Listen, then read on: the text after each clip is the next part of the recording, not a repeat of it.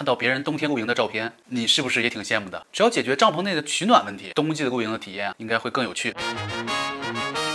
那么这个取暖壶应该怎么玩呢？我是夏果壳。取暖壶啊，可以分为柴炉、油炉、气炉和电暖炉。所谓柴炉啊，其实就是烧柴火嘛。优点啊，就是方便携带，颜值高。柴炉的火力大，趣味性又好，拍照好看。取暖的时候可以做饭、烧水。缺点呢，就是体积有点大，有点占空间，需要通风。带小孩的家长啊，一定要注意防止孩子烫伤。用完之后的炉具啊，需要清洁跟保养。对于初学者来说是比较麻烦的。第二种选择呢，煤油炉取暖更容易点燃，成本比较低，造型啊比柴炉更现代一点。设计上呢，其实更加精致。而且有年代感，多种多样的外观选择，有复古情节的小伙伴啊，千万不要错过。缺点就是便携性不好，不能折叠，稍稍有一点笨重。点火的时候啊，可能会有一些煤油的味道。在空旷的地方点火之后啊，再把炉子搬到帐篷当中，一定要注意帐篷的通风，防止一氧化碳中毒。一定要注意煤油的科学保存，防止意外发生。第三种呢，就是所谓的气炉和卡式炉，尺寸合理，价格呢也不算贵，基本上不用咋维护，操作上呢比较傻瓜，也没有什么特殊的味道。由于用气罐取暖，所以续航就比较短，而且气罐的成本也比较高，你时不时的就需要更换。再就是热能的输出啊，